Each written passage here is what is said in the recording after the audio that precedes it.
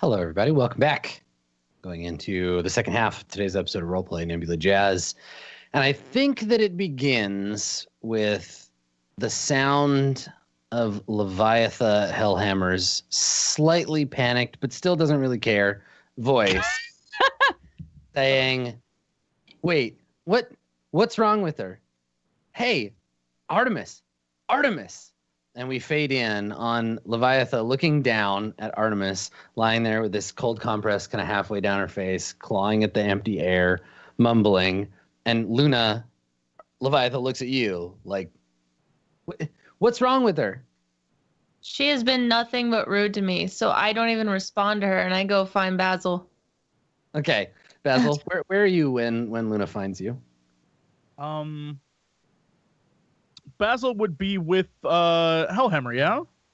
So she's come back in at the sound of like a crash as like Artemis So fell over. I'd be standing right there beside her.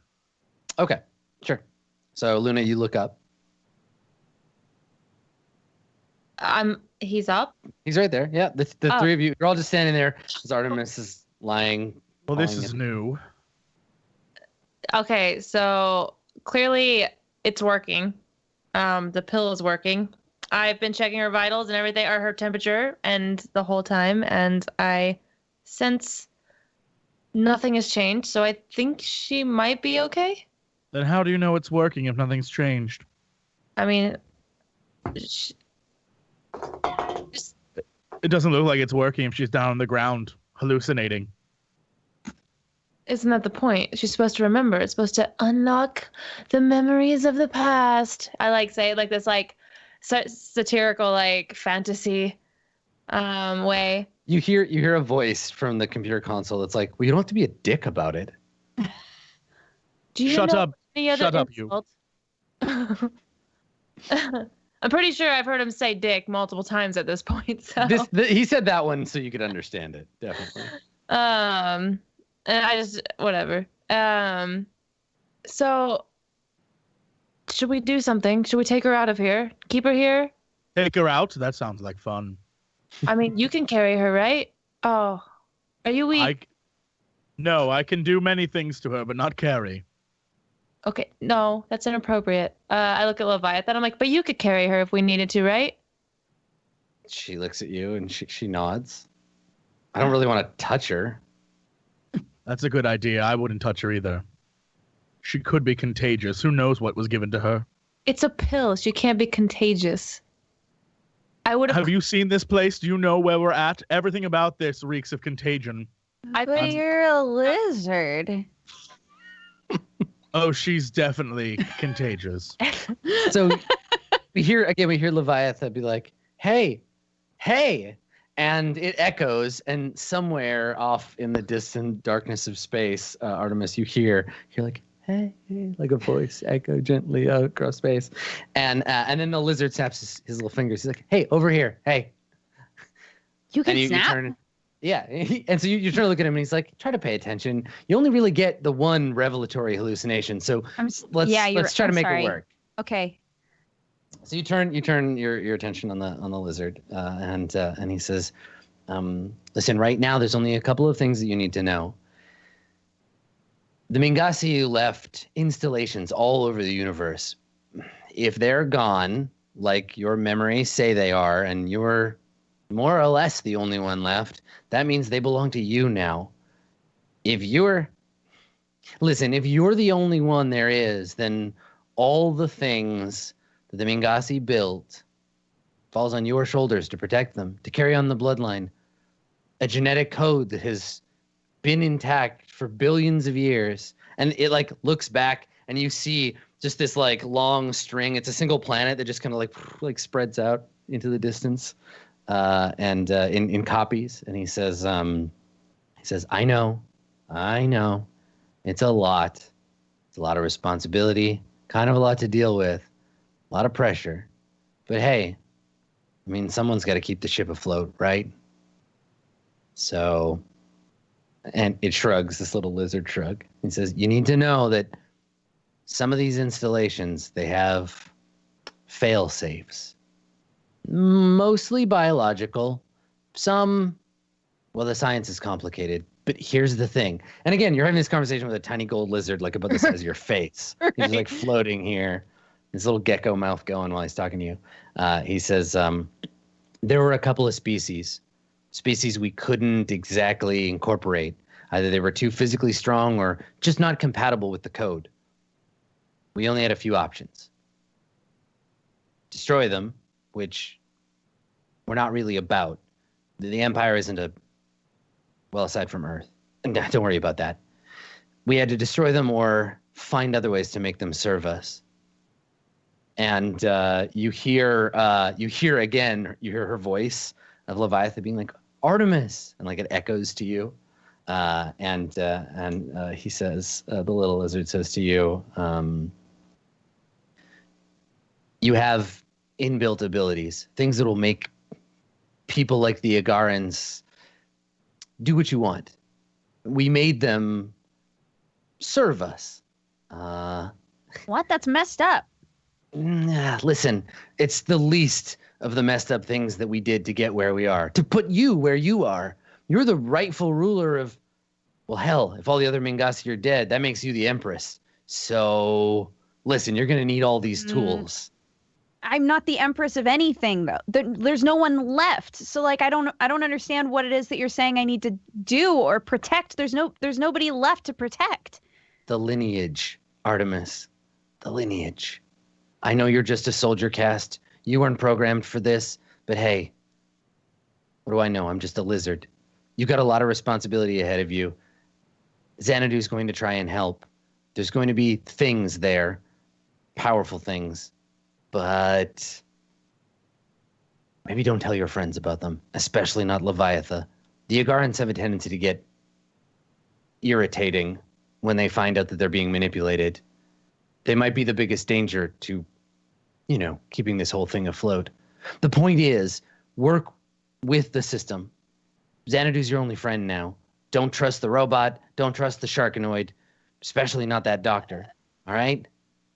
It all rests in your hands now.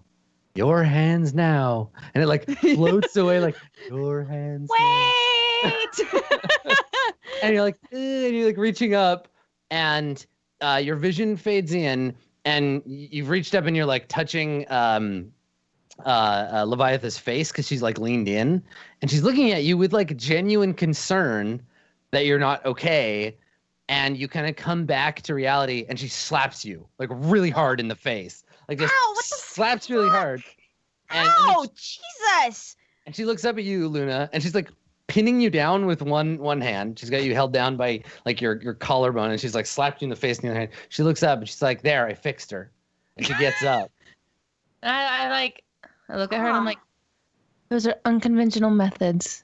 I don't agree with them. And I take out a rag and I start pressing it against Artemis's face to get any sweat or anything. Don't touch me don't touch me for a second, please. Just kind of like sit there. Your whole face is like throbbing. I slowly move the ice pack to the part where she got slapped and then just step away. Like, okay. There you go. So how do you feel? What happened? Where's Rex? Yeah, we were wondering that too, I guess. Have you guys seen him? I look at Basil. No. Leviathan says, I saw him storm off earlier. I figured he was just going to go traipse around the jungle a little bit and then come back. I like pull myself back up on the control panel, and I like, hey, do you know where, I don't know. Do you know where Rex is somehow? Can you track that kind of a thing? He says, well, I might be able to if I wasn't expending so much resource on building you a spaceship out of raw organic material. Can you my pause God, that you are for the a worst. second? Can you pause the spaceship thing for a second and tell me where Rex is, please? There's like a little bit of irritation to her voice. Yeah. Like, I just got out of a fucking hallucination. Yeah. And so he sighed like, yes, your highness. And Do we see a look on your face at all when it calls you that?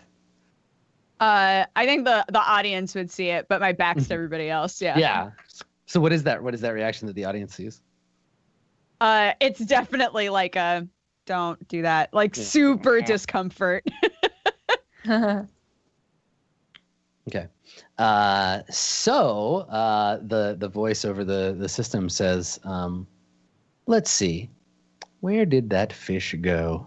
Fishy, fishy, fishy fish. Where did you go? And we kind of like fade out on that scene.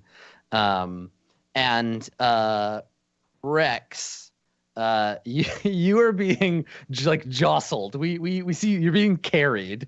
You're in the dark, and you can hear like some like clattering. You're being carried through like maybe a tunnel. Okay. Occasionally there are lights that come through, and you can see a little bit, but your vision is blurry. You can hear movement around you, but you're obviously like super dehydrated, and you don't know how long you've been laying out in the desert. This feels like the scene from Gladiator. So you're being carried somewhere by a group. You can feel chitinous hands on your arms and legs carrying you. And your hands are like tied by like some leather cord or something behind your back. Okay. And you have like a metal like muzzle that's been put on you. Okay. What do you do? Am I like in and out of consciousness? I think you're fading in and out, but you're waking up. Okay. I wake up, I try and move my arms, I immediately look to my left and my right, like kind of frantically. Okay. All right. Yeah, there are either armored or something. They're like armored figures, and they're carrying you. They have plates of sort of spiky, matte, like bone-looking like material on them. They're wearing helmets, and they're carrying you through a tunnel. It's hot and dry. Yeah. Okay. Can I get free, or am I tied? I mean, you could try. Do you want to try to like wrestle free? Yeah. Okay, sure. Make a forceful roll. That's a difficulty 3. All right, I got a 1. Okay, you got a 1. Do you want to use your last fate point to break Nope. free? Nope. Okay. All right. You're like, try to get free, and you can't, and you hear a voice. One of your captors, like they kind of they shake you, and there's a sound. It's like a clicking. Sort of a clicking, hissing, like mockery of language, but you can understand it. We get subtitles so you can understand it. And it says, "Now, save your strength." Can I speak? Yeah, you got a muzzle on, but you can talk through it. Let go of me. And the voice is, yes, we have a spirited one. Good. The queen will appreciate our efforts. Oh God. Rex, he says, we'll see about that when I eat your fucking queen, but it comes out as your fucking queen. And the one of the ones carrying you, they all chuckle in this sort of insectoid like way, and they say, we shall see how spirited he is when he sees the queen. And they all kind of like murmur, and you get dragged through this hallway. Okay. And yeah, and then you get taken to a door. You hear a door slide open, and you get thrown into a room. You land on your face because your arms are tied behind your back. Yep. And then the door shuts, and yeah, and then you hear the voice outside say, "Enjoy your last moments before judgment." And you can see through the little gap in the door, this little barred gap, this kind of like white, semi-transparent, kind of looks like the head of an ant, but it's like really pale. And he's got his little antenna, and he chuckles at you, and he's dripping green fluid from his little mouth. And he turns and he goes away. Yeah, what do you do? Rex just like breathes. Am I still muzzled? Yeah. Yeah, he like breathes heavy, and you like see that he's like blows a bunch of dust off the ground, and he kind of like rolls onto his like back and like slides up against the wall, and he's like trying to get the bindings off. Okay. Yeah. So and that's hear, like. Yeah, so you're rolling around like struggling a little bit, trying to like even just get to your knees because your hands behind your back, you're lying on your face, so you kind of have to roll over. So you hear a voice first in the darkness. It's a voice that doesn't sound like it's been used in a long time, and it says, well, it looks like I have some company. It's been not for long. and it says, well, it's been a while since anyone else has found their way in here. And then we hear the like the sound of like webbed feet flap flap flap flap on the floor. And we see waddle into view a penguin, a mangy looking penguin. No. he waddles into view and stands over you, like looking down at you, and he says, well, you look like you've got yourself into a strange situation, my friend. Rex kind of like tilts his head like no shit, and like continues wrestling. And he says, how did you find yourself on this planet? Are you shipwreck? I swam. And he laughs. He says, yes, good. All you have to do is keep your spirits, my boy. That and survive the queen. Lucky for me, she doesn't like Frenchmen. And he like flaps away into the across the room.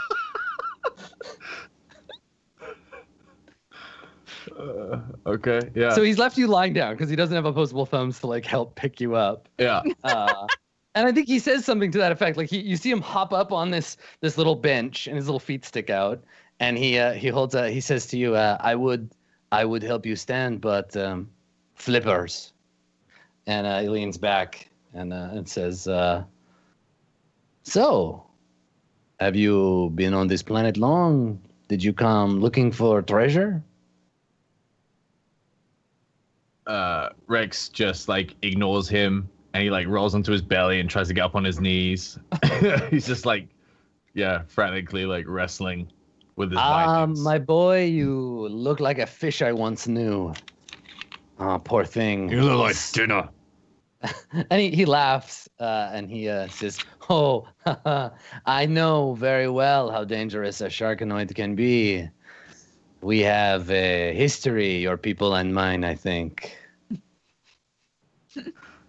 Oh, didn't know anything about that. I will say this for our captors. I am thankful they decided to muzzle you, or I think I would be dinner. Wow, that queen's about to be dinner. Is that what you think? They're going to bring you before her and you will make your valiant escape. Break free of your bonds, kill them all with your sharp teeth. That's what normally happens. Yep. It's like rolling around. Yeah. Trying to get like my hands up at my feet, but I can't do it. Yeah, he says, oh, you poor thing. Look at you, helpless. You know, as erotic as I find it, watching you flop around helplessly, I feel my pity has gotten the best of me. Come here. And he like hops down, like waddles over to you and kind of like nudges you to flip over. Okay. And then you feel him like chew through the bonds on your wrists. And you hear him like you hear them snap and you get free. And he says, there we go. Now, no funny business, huh? I'm your friend. We are friends, you and I. Rex kind of like nods. He's like, "We're square." He says, then let me introduce myself. My name is Maurice. I am a space pilot, or I was some years ago before I crash landed on this filthy rock, captured by these creatures. And who are you? Rex, he breaks through the bonds on his feet, and he goes, "I'm Rex. We're about to get out of here." And he looks at you and he says, "Oh, is that so? How very exciting. Jailbreak, is it?" That's right. And he looks you up and down and says, "Now you are a handsome specimen, strong, and they have not sapped your will to live, so maybe this time, but I have had other roommates, and, well, it did not go so well for them." Well, this time, it's not going to go so well for them. Yes, that is what the last one said as well. But Really? He said exactly that. Those words. yeah, more or less. Man, I feel like I'm typecast. And he laughs and he says, well, we all have our roles to play. And he like takes a drag off the cigarette you didn't know that he had in his little flipper earlier. Blows it wistfully Rex into is the like- sky. He's like relaxing his Yeah. wrists, Yeah. stretching them out. He's like, so when they coming for me? So he says, it depends. The queen, she has not had a new specimen in some time, and well, she can get needy. And he looks down and he says, so what is it going to be? Are you going to pretend that you are sick? Let them come in and then ambush them, hit them with your fists, or what? What is your plan? Well, I'm thinking you could probably get this muzzle a little bit loose, and then when the Yeah. time's right. He chuckles and he says, no, my friends, I don't think so. I think you are safer that way. Once bitten, twice shy. And he turns, and you can see that in his feathers, he has this crescent moon, like a bite mark scar. And he says, I learned my lesson as a little chick. You do not trust a sharkanoid. Yeah, Rex is like, see yourself. I'll have to do this the old-fashioned way. And he begins to like reapply his arm bindings like fakely. Sure. Okay. Yeah. All right. So we fade out from that back to the room that you all were in. What's the plan? Yeah, Rex has disappeared. I guess the computer is telling you. I guess that's what we fade back to. And he says, it looks like he's on the second planet. What? Yes, he wandered off on his own. Took the How waterfall. did he even? It's a coolant system. Oh. Interesting. Well, you can see here, and it shows the two planets, and then he illustrates with little like boop, boop, boop, boop, little dots, and you see the little line leaving, and then it goes up the little elevator, and then boop, disappears. And he says, after that, I can't seem to see him. Okay. How much longer do you think it will? Not to rush you, sorry, but how much longer do you think it'll take to make this ship? Oh, it's done. What? When did it get finished? Halfway through, you writhing around on the floor, sweating on the tiles. Then why did you make such a big deal about me interrupting you to ask about Rex? Were you just trying to make me feel bad? I grab Artemis. Come on, let's go. Okay. Where's the ship? It's outside. Okay, thank you. We will be going now then. Are we not going to address what just happened? There isn't time to address anything. We have to get on this ship and we have to go to the other planet, okay? I I'm stomped out. sorry. I hold on to her for a second, and then I'm like, Go. well, we will address this later. And then I let go. Nothing to Follow address. her. Nothing happened. I had a weird dream. Let's just go. No, I think we will address this later. Let's go. Let's get on the ship. Oh my gosh. Why are you guys harping about this? God. I look at Basil and I'm like, how old is she? Sometimes I wonder.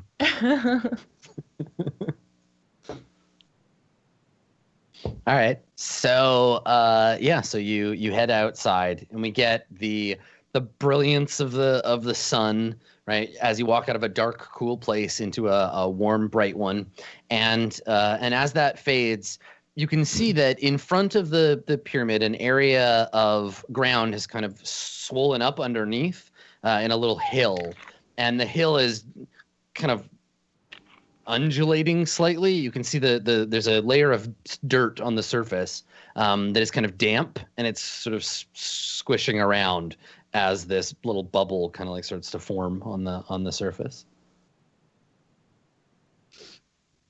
or under it, I guess. I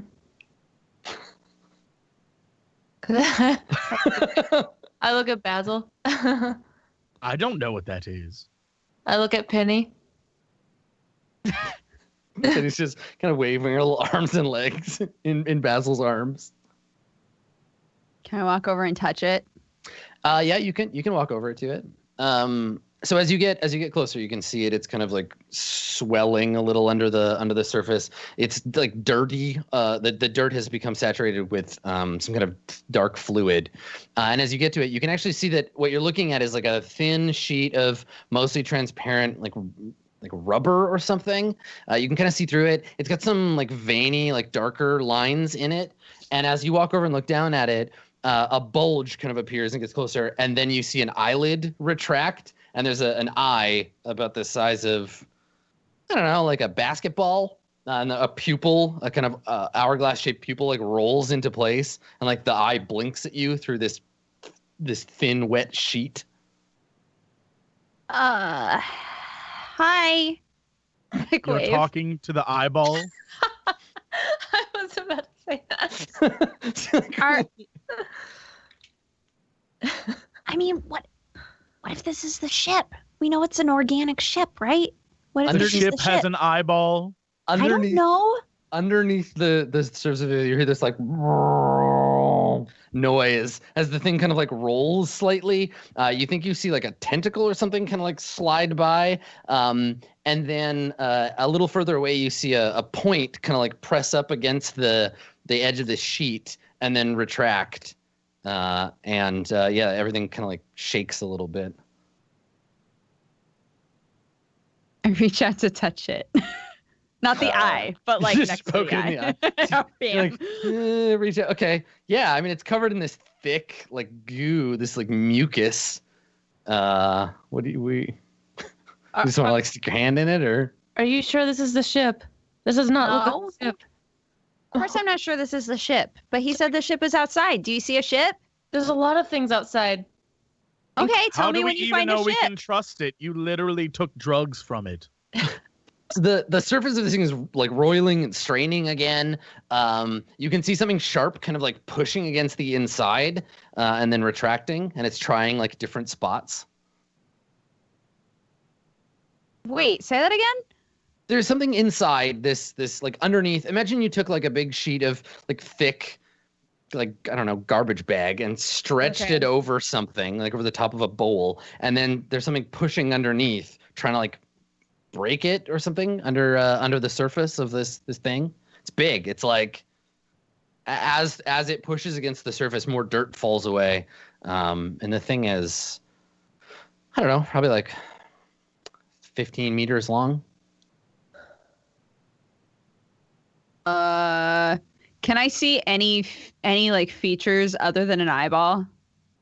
Is there like a mouth or anything that I can see? Yeah, if you watch, so it looks like the thing that's pressing against it. You actually see a curved edge kind of poke up, and then a smaller edge underneath, and it looks like a beak, and it's trying to like bite through and it can't do it. It's like stuck inside, trying to break open this rubbery thing. I take out my Pokédex and I scan it.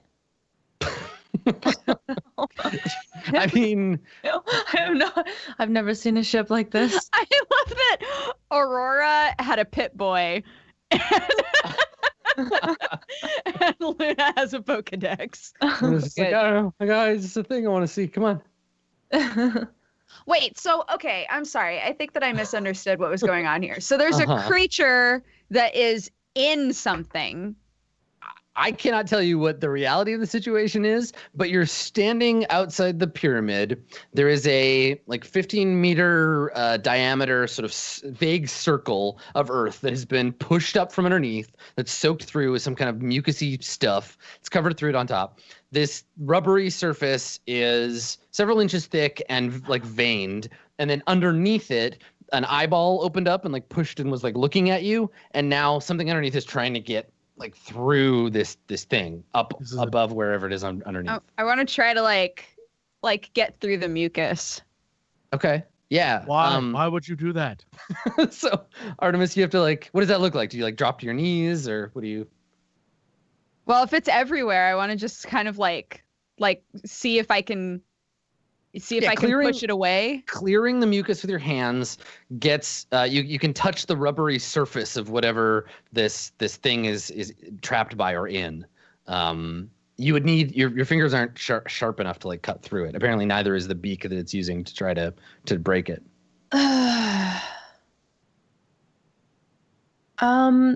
Perhaps we should go talk to the person about this. Perhaps we shouldn't be here. There's another low, kind of plaintive, moan from below. And Artemis, it almost feels as though it's reaching out to you for help. Yeah, I want to help. It sounds like it wants help from you. I mean, you have a knife or something, right? Yeah. Is this slime reminiscent of what was trying to suffocate me underwater? No. This is just thick, okay. Kind of irony smelling mucus. Okay, I'm gonna try to cut through it with my knife, carefully, so that I don't accidentally stab the creature in there. Okay. All right. So you take your knife out and you carefully start to cut it open. And I think that as soon as you manage to get the knife through and cut a hole in it, the hole breaks the tension. The whole thing kind of rips open, and all of you are sprayed with this yellowish mucus fluid that just sprays out in all directions from this thing as the surface rips, and these wet furry tentacles kind of unfold out into the area around you, and the thing starts pulling itself up out of the wet gooey hole that it was in, but all of you are just covered in slime as it bursts and sprays out. Leviathan stands terrified. She's not afraid, she's horrified. She's this is the most disgusting thing that's ever happened. And yeah, now it's making this you can hear it because it's not all muffled by placenta. It's making this noise as its tentacles all kind of unfold, and it pulls itself up out of the birthing chamber. I take a vial out from my satchel, and I scoop up some of the slime and put it on it. You're yeah, slime, fucking sweet.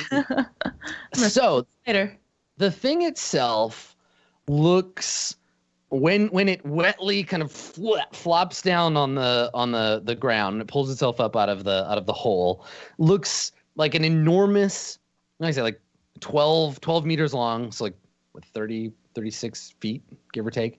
It's 40 feet long, vaguely kind of spheroid shaped, like a cross between a bullfrog, a goat, and a squid.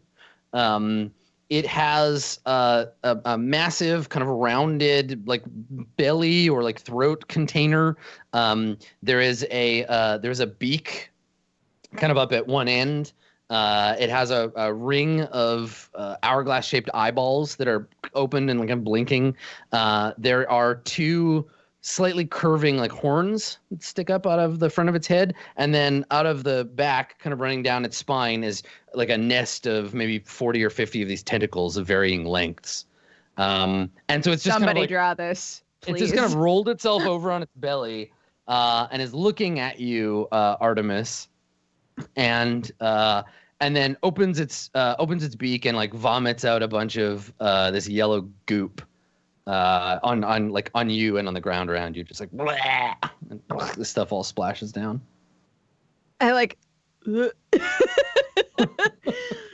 I reach out to pet it to try to tell it it's okay. Okay, you just pet it a little bit, and yeah. Yeah, I think when you touch it, it like rolls over onto its tentacles, which are kind of like quivering, and its little back frog legs kind of like kick in the air, and it makes a kind of disgusting like gurgling sound.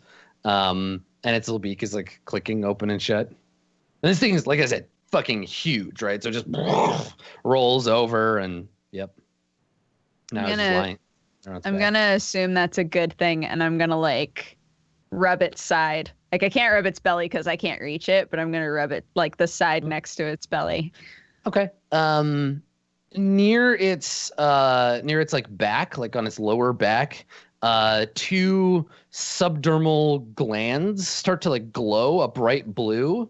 The thing makes a kind of hiccuping sound, and there's a brilliant flash of white light and heat, and about a half mile worth of tree line just evaporates in like an ion cloud away from you because it's got his butt facing in the other direction, and it just and everybody gets like knocked to the ground, and the thing is basically just like gooing, like giggling and kind of like rolling around on its back happily, like you're petting it. But there's this line of just like where trees used to be, just kind of smoke and like fire is gutting and like falling over.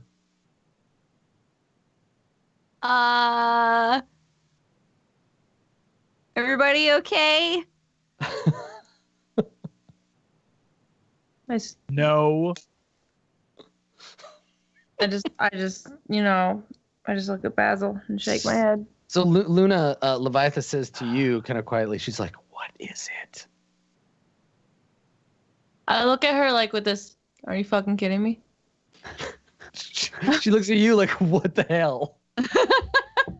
I mean, maybe you should go back in and ask the holier than thou dickhead in there, huh? I don't know what this is. I don't know where we are, and I don't know what's going on, but I think that it has imprinted onto Artemis, who is also a child. It's very weird. Maybe unnatural. I don't know. Oh, everything about this is unnatural.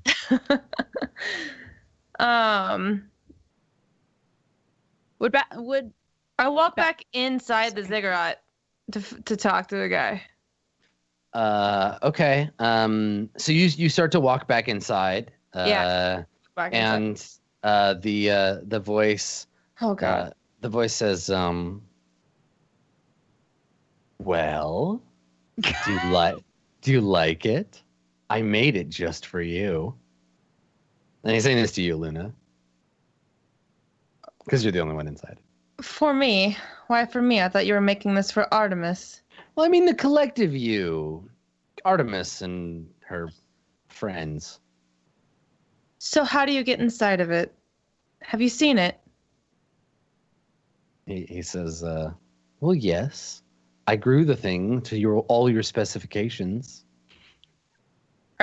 Are you sure about that? Because I'm not sure you've seen it. Perhaps we should fly it to you so you could see it up close. But I would love it if you did. I'm sure there's a orifice you can climb into. You want us to climb inside of a beast and fly it to you? Oh, that's not a good way to start a relationship with your brand new spaceship, is it? Calling it a beast. So rude. I have no idea. I would like to meet you one day. We should sit down, have some coffee, have a chat. I'd like to discuss what goes on in that brain, because you know what? I can determine a lot from a lot of people, but you. And I just turn around and walk out. Yeah, and I think as you walk away, he says quietly, like to the audience, he's like, "Oh, I think you'll find we have a great deal in common." But you don't hear that as you walk away. So meanwhile, outside, Basil, you and Artemis are standing here, and this thing has rolled back over onto its frog legs, and the whole thing is covered in a layer of fur, this kind of bluish fur, and it's kind of shaken and flicked off all the sludge, and now it's just kind of like looking at you with this weird front beak thing, yeah. And what are you doing? What are the two of you doing? I'm kind of talking to it like you would talk to a cat. Yeah. Or the way that I talk to cats. Uh-huh. Like in Hyman-Gossi, just like, there, you're okay. Like that kind of stuff. Mm-hmm. Okay. So Luna, you come back out from inside the pyramid. I walk up to Artemis. I'm like, climb inside of it. Is it? I'm Did you sorry, add? what? Is this the ship? This is apparently this is a ship. We are not climbing inside this. No. Wait, what about? And I point to I don't care, Baron. I'm like, what about we send the Baron and the Baron? Why? That's the stupidest thing I've ever heard. I've lived through countless lifetimes, and this is the stupidest thing I have ever heard. Can you fly us somewhere? You're talking to a thing, asking it to fly. Shut up. You're so mean all the time. Just stop for a second. If you weren't so stupid all the time, maybe we wouldn't be inside of a thing. I try asking it to open its mouth. Can you open your mouth, please? In Mangasi. Yeah, it cocks its head. It's all one kind of like big sphere, but it aims its eyes at you, and its beak opens.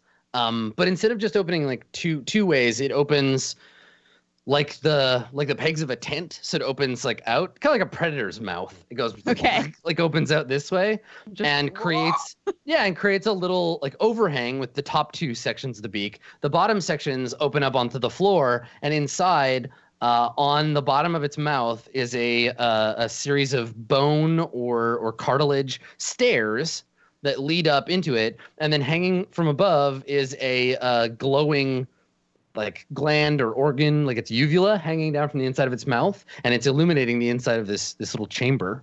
You can see at the top of the little stairs, kind of somewhere up in its like sinus area, there is a pair of like seats, basically grown up out of its flesh. I climb inside.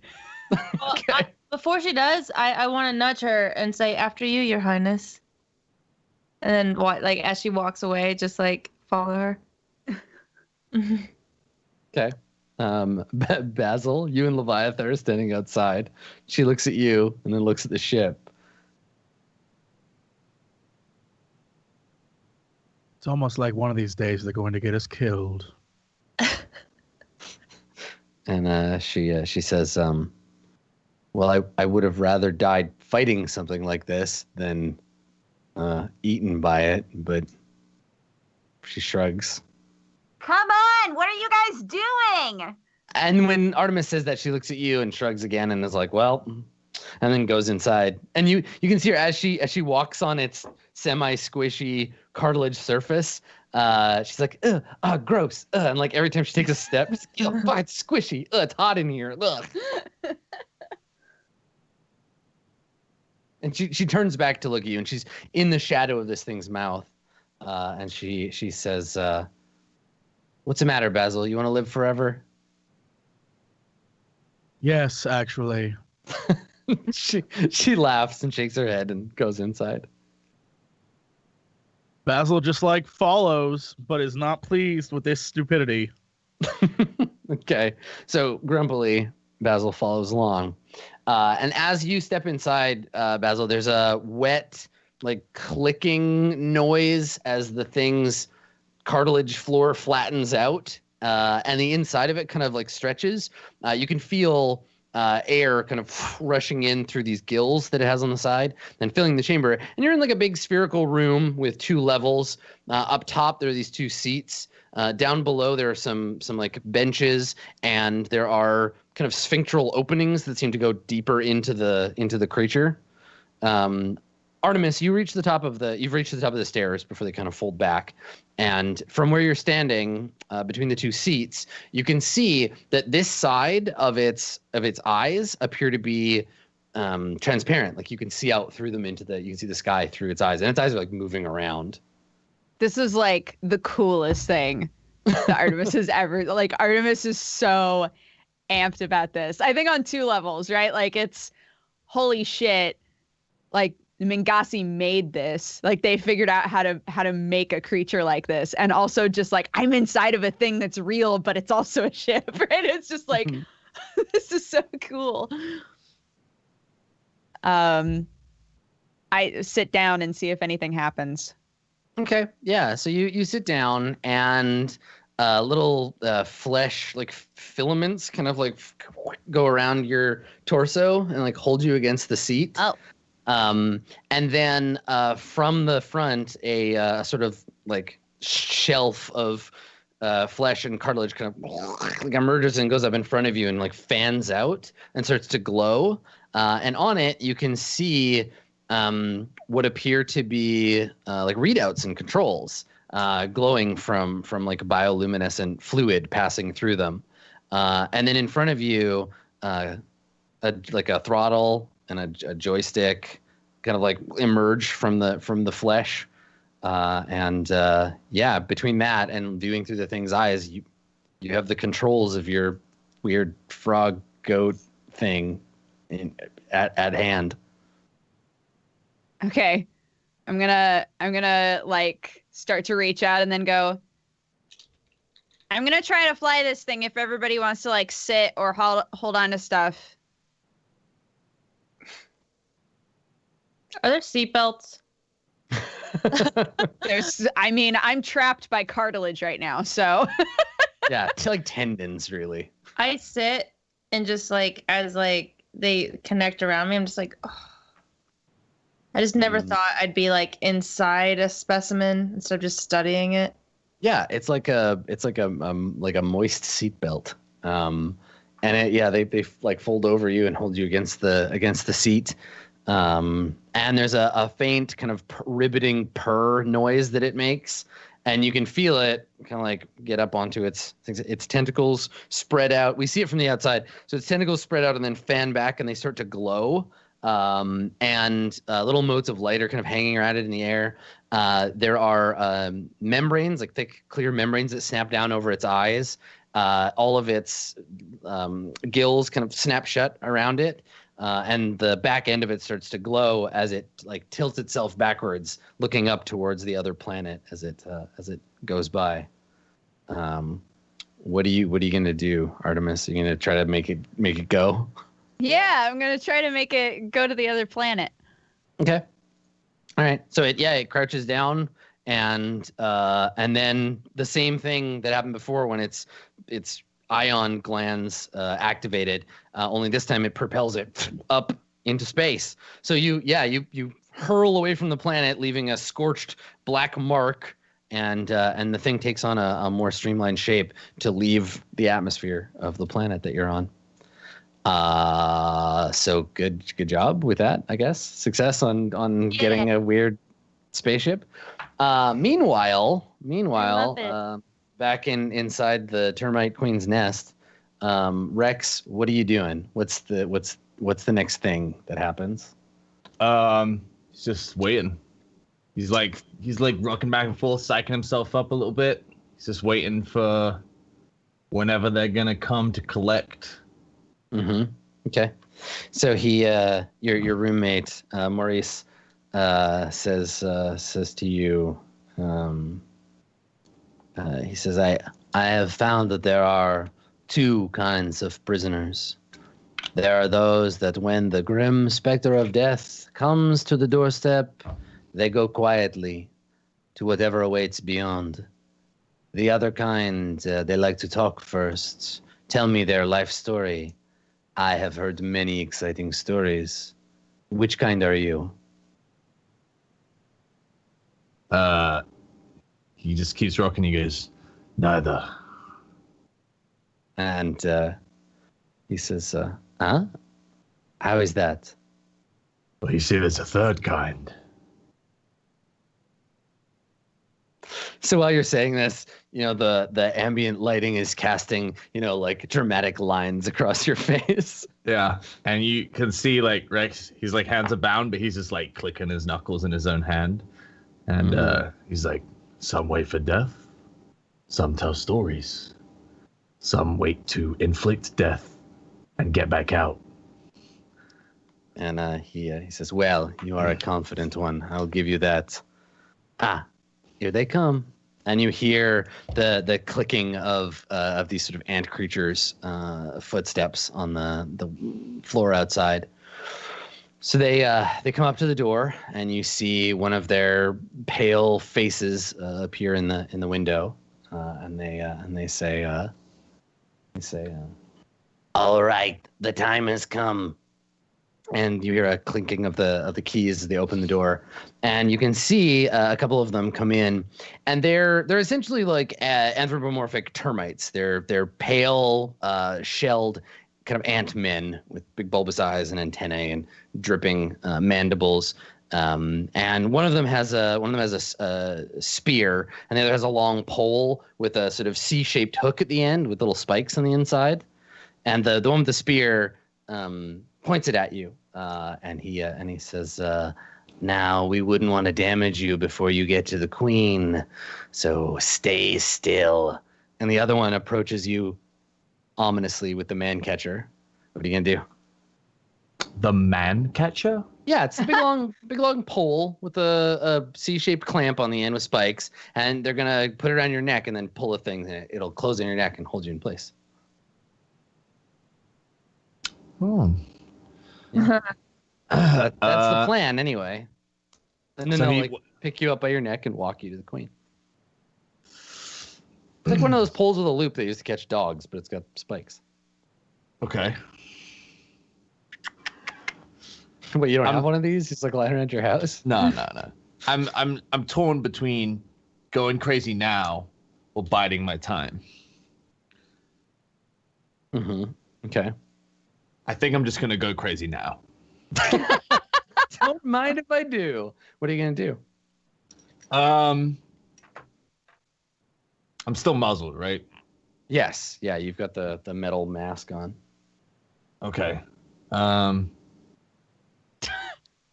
Thank you for the link to a man catcher. Adam. It's a real thing. Wait, did he actually link us to a man? Yeah. Not us, but chat. Yeah, it's a link in People didn't chat. believe me. It's real. What the fuck is this? That is horrifying, dude. It's for catching people. So it's got these little springs. So when they hit you in the neck with it, it like bends in, but then the springs snap back on the other side so you can't get out. And then the little spikes are poking your neck so you don't wriggle around too much. It was how you would get people off horseback because you'd stab them with it and they would like grab their arm or their neck and you pull them onto the ground. Jeez, so it'd stab him. Right. Listen. I'll bide my time. They can man catch me. Okay, all right. So they grab you with the man catcher and pull you up and they get the spear. The spear's like, "Good, save your energy." And they like pull you out into the hallway and carry you, essentially push you ahead of them down this prison hall, and then through several other halls up to a set of stairs. And the one with the man catcher says to you, "Soon, prisoner, you will be in the presence of royalty." And he says, you would do best to be respectful." And they like shove you up the stairs and they start moving you towards this. There's a light at the top of the stairs that you're being moved towards. Okay. So how does this muzzle work on my head? It is a metal mask with slats in it so you can breathe, metal mask, and then behind your head it is like belted and there's a lock on it. Okay, what's the belt made of? I mean, you can only kind of see it out of the corner of your eye and like feel it, so I don't know. Okay. Vinyl or leather or something. Okay. Occasionally Rex kind of like positions himself so that when they push him, the spikes go into the leather of the muzzle. Oh, nice. So you're using. So he resists occasionally and then like lets them like pierce the leather. Sure. So very slowly, even though it hurts. Yeah. Okay. All right. Make a clever roll. Let's see. It's a good plan. Let's say difficulty is 2. Okay. Nice. Clever Rex. Okay, good.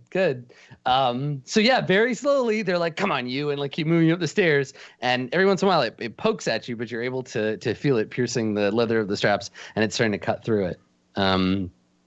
So you're taken up to the top of these stairs and pushed forward into a large chamber. Now, the chamber is very dark and shadowy, and you can hear a kind of like wet sound somewhere in the distant end of it.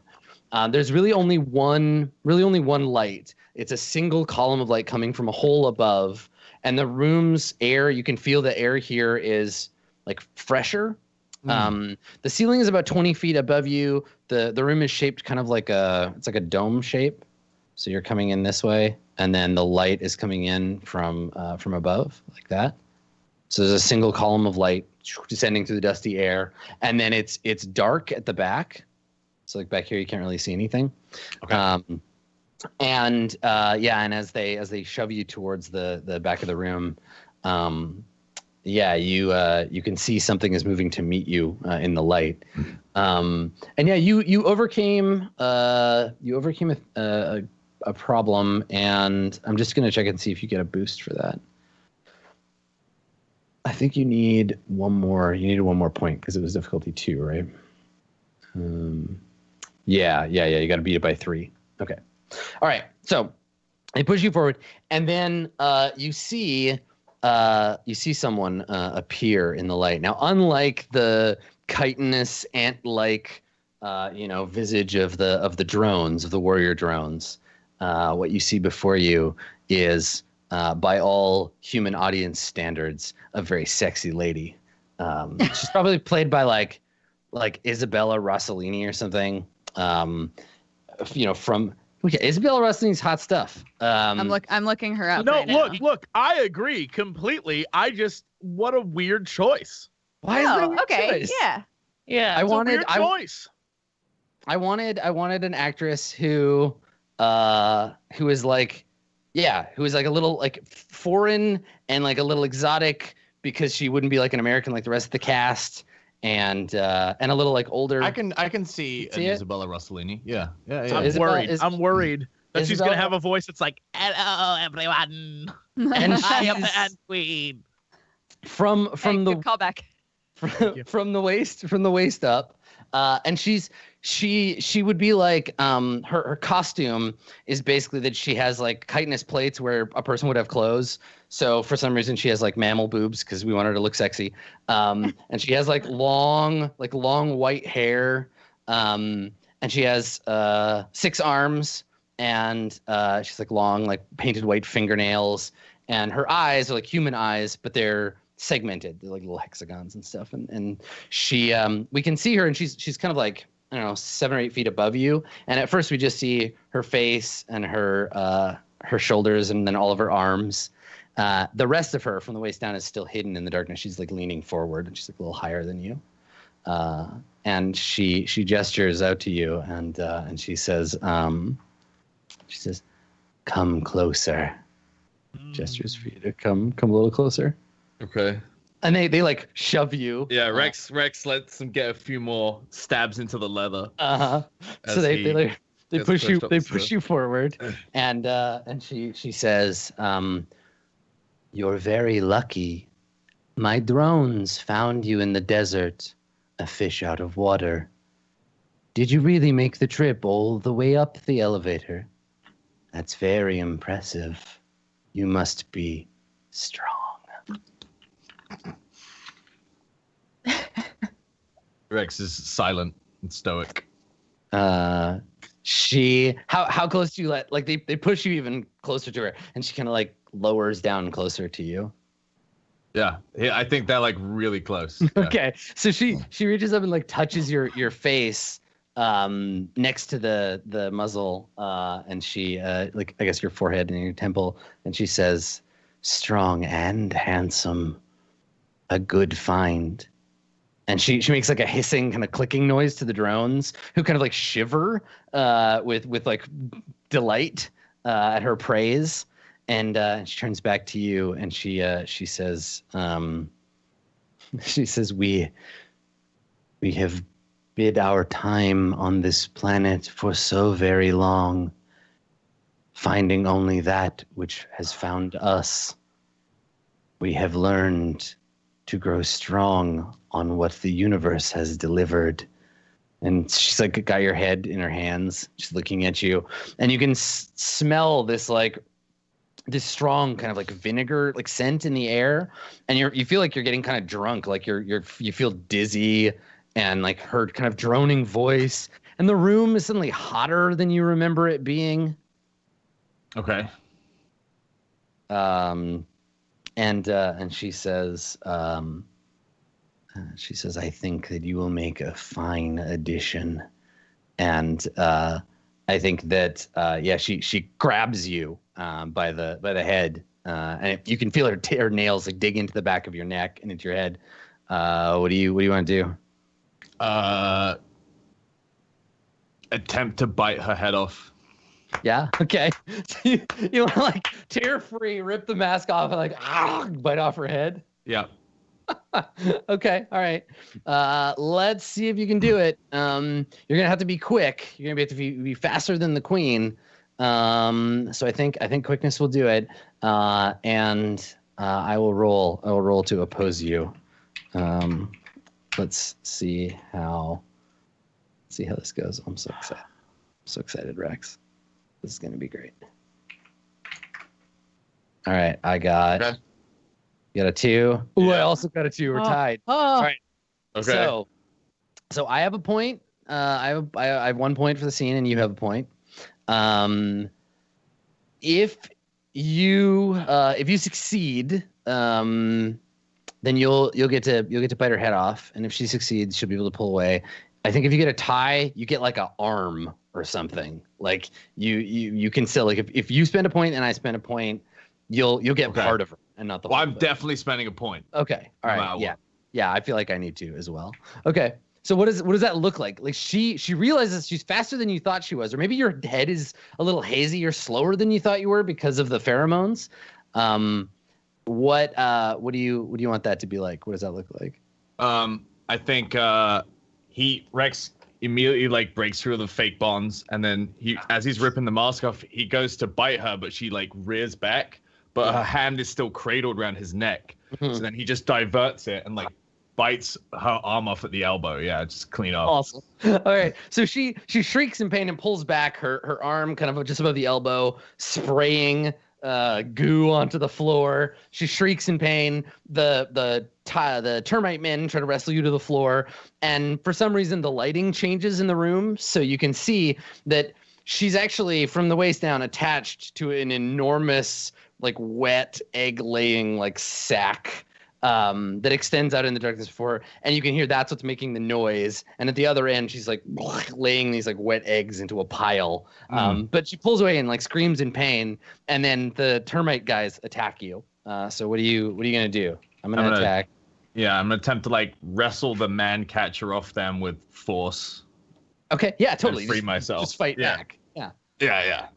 Okay, so I got a 4. Jesus. Okay. Why did you get a 4? They're weak little termite boys. They shouldn't. Yeah, there's 2 of them. There's 2 of them though. Come on! Woo! Okay. All right. So you were defending. So I get a boost. I thought I was attacking. No, you attacked the queen. They attacked you. Now you get to attack. So their boost is man catchered, because you still got it on your neck. So I think you turn and try to. You try to resist them. I think you throw one of them aside. The other one tries to spear you, hits the ground, but your movement's being restricted. What are you gonna do? One of them has you by the thing. The other one is like slightly aside. They're a little off balance. The queen is like screaming and there's goop coming out of her. I think I want to attempt to like pull the guy holding the thing, pull him as close as possible. Mm-hmm. So just, I guess, like yank back on the man catcher to get him nice and close, and then I'm gonna stun him. Oh, okay, cool. Yeah. All right. So I guess I need to roll forceful to same get thing. him. Yeah, forceful just to get him in range. Yeah. Oh. Okay. So it's only the one guy. So we'll see how I do. Oh, look at that! It all worked out. So many ties. However, Yes, I have that boost from Mancatcher, so I think that You're not gonna just give me a boost? You're gonna be like this? Yeah, I am. All right. You try to pull away, but the spikes dig into your neck. Maybe you slip in some of the queen's goopy fluids. And then the other guy dives on you with the spear, and she's screaming like, "Kill him! Kill him!" And he lunges at you. What do you do? I attempt to just catch the spear, I guess. Oh, nice. So he comes at you with a spear. You want to disarm him? You want to get a hold of the spear? Yeah. Okay. All right. Wrestle it off of him. Yeah, I think this is. No, wait, I think no. this is, All right. Let me tell you what I do. I Okay. let him stab me so I can just grab the spear, right. and okay. then I try and forcefully just like wrestle out of his hands. Sure. Okay. Yeah. Roll forceful. Oh, Rex, he ain't a dodging boy anymore. All right. Whoops. So you take the strain, but now it's your turn. So that you have it in your head that you're like, he's gonna stab me. It's not gonna be that bad. It'll just be a flesh wound. And I'll yank it away from him. But yeah, he gets you. He's got his little pincers holding on. Yeah. Okay, so you're like, man catcher guy has you held in place. The other guy stabs you in the stomach. But they're both quite close now. What are you gonna do? Can I just eat man catcher guy? Yeah, I think it's reasonable just to use the man catcher. Yeah. Yeah, it's reasonable. Why not? If that's what you want to do with your turn, sure. Actually, let's say I eat spear guy because man catcher guy realistically I wouldn't be able to eat him. Right, because He's he'd got- hold you at this. He's got me Okay. in man catcher, but Right. let's eat spear guy. Okay, so what does that look like? I think he like pierces me up the spear and then like I just kind of like lean in on the spear and like grab him by the shoulders and just pull him forward with the spear still sticking out. I just head first. I just start munching. His like termite limbs are twitching furiously. I'm kind of Yeah. spitting it out as I go through it because it's Yeah, kind he of gross. tastes pretty gross. Yeah, he tastes like eating a bug. So you bite him, and there's a spray of his fluids as you crunch down on his exoskeleton. The other one's gonna try to wrestle you to the ground. Okay. Let's see how he does. How do you resist? You just gonna keep being Yeah, forceful? I'm just forcefully opposing him. Oh Jesus! God, why do you? Is this because like you have like this weird thing where like you made roll 20s, you get to like cheat the rolls? No, I just roll well. Shit. All right, well, So it's another one. So I assume you filled your two lowest. Yep. Stress. Okay. All right. Hey, Adam, question. Yes. The weird smell that was sort of like intoxicating him, is that still around? Yeah, I think it's still like lingering in the air. Yep. I want to compel Rex Uh-huh. his anything for love ability that he literally is overcome by this intoxication, and the same feeling he feels for his knocked out princess overcomes him, and he just surrenders.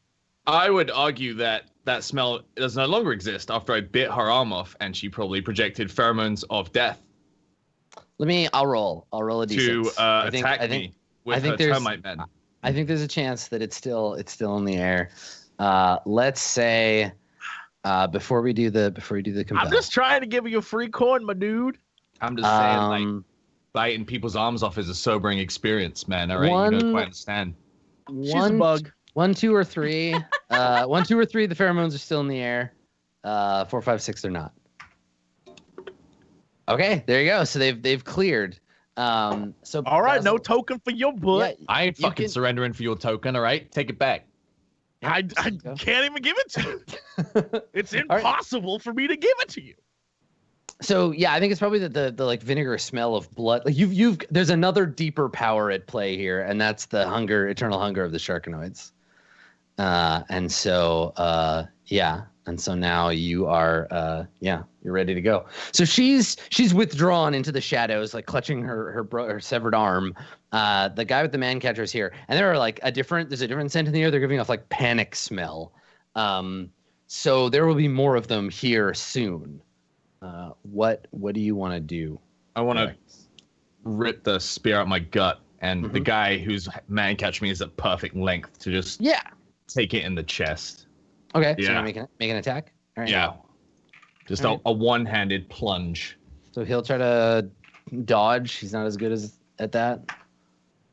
It can be hard. We're attached. Okay. 0. Oh God. Okay. Damn. Nice. Yeah. All right. Yeah. So the spear comes out of you and just right into the guy's head, puncture one of his eyes, and he tumbles over to the ground. The man catcher like snaps off. So it's still like this big spiky inward collar, but the actual pole has broken off and he just tumbles to the ground. What are you going to do, Rex? Wait, so I've got the collar on, but there's just no pole? Yeah, there's just no pole. Yeah. Okay. I like rip the spear out and I turn around and I like hurl it with as much force as I can straight at the queen. Okay. What part of the queen? Like her heart. Right. Okay. So the torso part of her. Okay. Yes. All right. Or at least where I assume she is, because I'm assuming she's like in the dark. Yeah, I think it's fine. I think you can just you just throw it into the darkness. There's a thunk and like a scream, and you've done what you can do. What are you gonna do? You're gonna need to get out of here, I think is the trick. Yeah, I want to go back the way I was brought to the cell. Okay, so you run backwards into the facility. Yeah. Okay, great. So we see Rex run off. We cut to the landing of the strange creature that you are all flying in. Glowing, it's filament-like fur, evaporating the heat out away from it, kind of like sticking out like porcupine quills. So evaporating all the heat out into the atmosphere. As it comes down, its tentacles unfold in a kind of parachute, and you land kind of bumpily. It's still sort of a newborn. And it lands in the rocks and kind of like tumbles over sideways. Inside, you're all flipped over a couple of times. The thing bonks up against the side of a cliff and then gets up, kind of shakes its head, makes a low kind of ribbiting sound, and then flops down its haunches and opens its mouth. And a gust of hot wind kind of like flows in as the desert planet appears before you. What are you gonna do? Wait, wasn't Rex on the ice planet? No, he was not. He's on the desert planet. God, I swam to was... the desert planet. Yeah. Okay. I was Now about I'm to be fighting like, a terminal we're on the army. wrong planet. No, don't worry about Okay. that. Okay. Okay. I like take a second to, after we've like flipped all over the place. Is everybody okay? Basil wasn't ever seat belted in, so we see Luna in the couch as the tendons kind of unfold and let you go. Leviatha, same thing. She was sitting next to you, but where is what happened to Basil? Basil is like in a fold of like mouth goop, like just like, but just his legs sticking out, and just squirming, just legs twitching. Okay. I go to get up. I assume it lets go of me. Yes, yeah, totally. Okay. I'll like go down the steps and then try to help Basil get out. Okay. Yeah. You pull Basil free of its like cheek fold, and Basil comes free, covered in saliva. Okay. We made it. So, I lean down and I like pat the ground. Good job. Ship. It needs a name. What should we call it? Fine. You know what? I'll come up with a name. You guys can keep being curmudgeons and we'll go find Rex. You should never name something that you'll get attached to it. And then what if something happens like our last ships? You know, the We're not ones that blew up. I say that really loud, like in case the ship's listening. Hmm. It's not gonna blow up. It's smart. It's like living. Oh my god. Basil just walks out of the mouth, just done with all of this. I follow him, going, "What?" How about we call it our ship? That would work, right? No, that's not personal enough. It's a baby. It needs a name.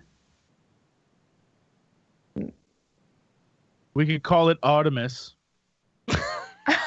That's a good name for a baby. Do you plan on getting rid of me soon, Basil? No, it's just filled with hot air and annoying, so I figured we'd name it after you. It's a good joke. I'm so glad that you're here with me. Okay, how do we find Rex? I hand her some burn cream. Wow. Basil Slap it gives out of your hand. Basil gives Luna a high five. High five. Roasted. So where we landed, are we just surrounded by desert, or did we land like next to the control center, or? Yeah, I think you're just like out in the desert. And there's a big trail of like burned, like this, the contour line. It's like there's smoke drifting off of it from all the heat kind of burning away. And the creature is just sitting there like cooling down.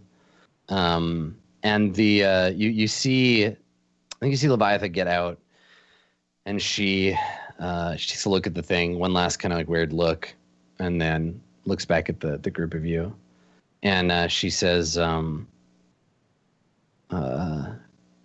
she like looks around and she says, I might be able to find the control center from here. And she like taps her, she's got a little wrist computer thing. She says, I just need to get to higher ground. She points to a little rocky like outcropping, and she says, I'll just climb up there and do a quick scan. Okay, we can all just walk that way. She shakes her head and she puts her hands up. She's like, no, it's probably not safe. Just let me go take a look. I'll be right back. Okay. Okay. And she jogs off towards this little rock, and you can see her like she starts climbing up. It's not like a mountain or anything, but she's just a little ways off in the distance and climbing up to get a higher ground scan. Okay. What about no, that's a bad name. Do you trust her? Who? Leviathan? Yes. She wants to kill me just like the rest of you. So no, not really. Oh, she doesn't want to kill me. Great. You let Then her the go off three on of her you own? can go have a great time together, and I'll stay with Twinkle, my new ship. Of course you name it Twinkle. I mean, Back I to wasn't going to. I was going to come up with a better one. But since you were just like hell-bent on annoying me today, its name is Twinkle, and you can't change it. She's feisty Back to the today. point. Oh, she is very feisty. Back to the point. You let her go off on her own. Who knows what she's doing? You think she's trying to kill you. You just suffered from, dare I say, minor hallucinations. You were given know, a it's pill weird. by Maybe a she'll, like, machine. Maybe she'll cause a robot uprising. Wait, no, that's somebody else. Okay. Burn cream. I don't know why you would give me a burn cream. He pockets it and he's like, robot uprisings are awesome. Thank you. I'll save this for when I burn humans. I don't know what you guys are trying to do. This is ridiculous. Robot uprisings are awesome. I just like They are. I've- I don't. I've just been sitting on the sand, and I just like scooch myself away petulantly and just pet the ship. Yeah, it I'll is just be kind of over rolls on here its with side. my real friend, Twinkle the ship. Sure. Okay. Well, while you ignore reality, I'll try to figure out what's going on. And I march off towards Leviathan. Okay. All right. Are you making any effort to? Are you just like walking over to him and being like, "Hey, Leviathan"? Or No, what? I'm just walking. I'm not shouting her name or anything. I'm just going towards her. Okay. I have Yeah. no sneak function. I can't like ninja my way over. Yeah, I 'cause go. it sounded like you didn't trust her very much. So okay. No, I Yeah. just want to make sure that this, like, I have no opinion about her. I like her more than anyone else. Okay. Leviathan, I get her, Leviathan. So she as you're walking over, she's hopping down from the rocks, and she says, "This planet's very strange. It's mostly hollow." And she looks over, and you can see in the distance through the haze the kind of like swirling thing, and she says, that's a localized gravitic anomaly. They're pulling coolant, the water, from the other planet onto this one. It's going down into a series of underground tunnels. It's keeping the planet cold on the inside, even though it's hot on the outside. I found the command, whatever. It's that way, and she points.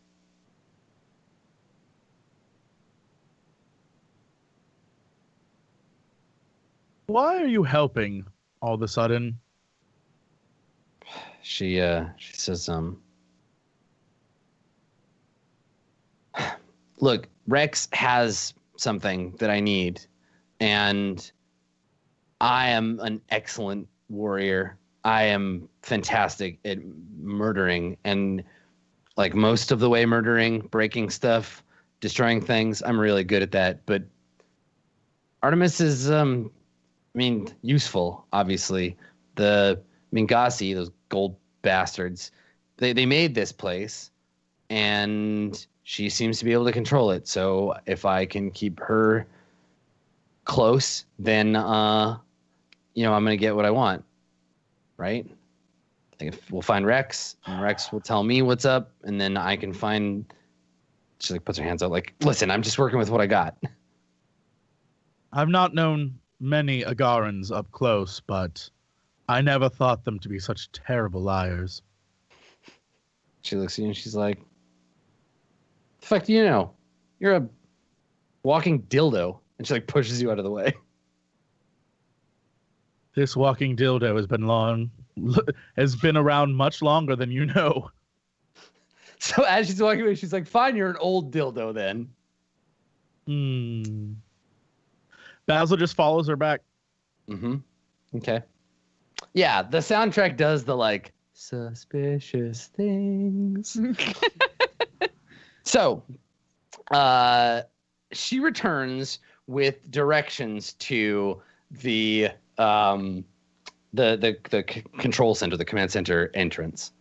And what do you do with the ship? Do you leave the ship behind? It has like a stasis. It has a nap mode where it'll like burrow under the sand and like go to sleep. Or it can, I guess, follow you if I you was want. gonna say I want to try to convince it, like, come on. Yeah, okay. Come on. I want to try to convince it to just follow us.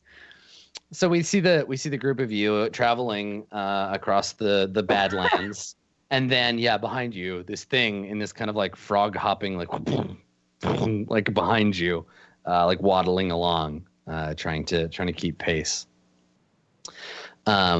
Meanwhile, deep below the surface, old Rex flees from some termites. So Rex, where do you go? You run into the tunnels. There isn't like an alarm going off, but there's the olfactory equivalent of it, right? The whole place smells of termite people, anxiety pheromone. So where are you gonna go? What are you gonna do? I'm gonna get old Frenchie out of there. Maurice. Yeah, Maurice. I was gonna say Francois for some reason, but his name's Sure. Maurice. I'm getting Maurice out of there. He didn't believe me. It's out of principle too. So I guess we see you. You come running down the hall, and there's the door to the cell that he's in. What do you do? Is the cell made of like termite wool? Yeah, like the walls have been like chewed out and like spit on to like carve them out of the sandstone. Can I just brute force my way in now that I'm not bound? Oh yeah, you can just like kick the door in and it'll break open. All right. So you Okay, you kick the door in, and Maurice is standing in the back corner, and he starts when he sees you, and he looks up and he says, "Ah, you're alive! Incroyable! How did this happen?" Rex grins and he's like, "She lost an arm. Let's go." And he puts his little fin up to his beak. And he's like, magnifique. And he says, "I have to warn you, I'm not very fast." And he gestures to the ground. He says, "Flippers." Rex is like, "Don't get offended." And just like tucks him under his arm. Like a little football. Yeah. And just starts like booking it out the way they brought him in. Okay. All right. You start running. And yeah, I think that you we can sort of montage the escape sequence because we don't have to do every moment to moment, but basically they're gonna look for you. They're gonna be chasing you down inside, and you are going to need to try to escape if that is your plan. What are you trying to do? You want to try to like get to the surface or? Yeah, we're getting to the surface. Okay, all right. So let's have you roll your quickness. Okay. I will oppose with a 3 and. Okay, so I've got a 4. What do you got? Ooh, all right.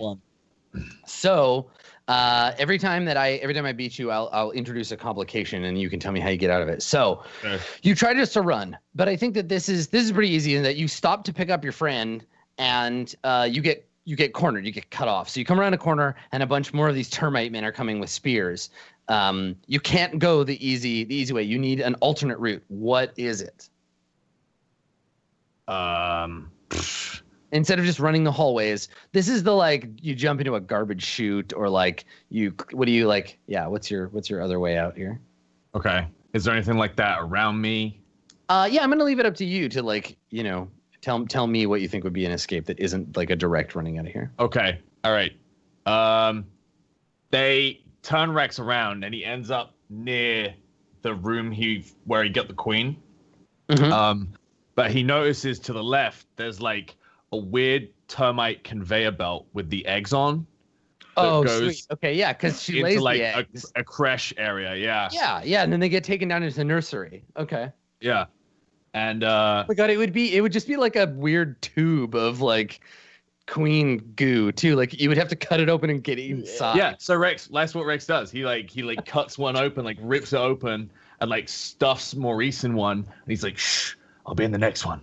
And then like cuts open another one. He climbs in too. His one looks a little bit larger than the others. And they like just go down the conveyor belt into like the nursery area. Yeah, you can hear guards running left and right, but they don't think to look. Yeah, so you get transferred by peristalsis down this kind of tube, and then bloop, spat out into a room full of these eggs, and there are some larger termite, like nursery termites, picking up the eggs, turning them over, placing them into this area, and we look out, and there's just a vast expanse of these things. And the penguin, Maurice, he pokes his head out of the thing and he looks over at you and you like poke your head out of yours. And he says to you, he's like, "Oh, mon Dieu, there's so many. Where do we go?" He's like, they got to be taking the bad ones somewhere, right? They got to be getting rid of them, right? And he looks around and he says, "The bad ones? Maybe these are the bad ones." He's like, Rex is just like, "Fuck it, hold on." He climbs out of the egg. Mm-hmm.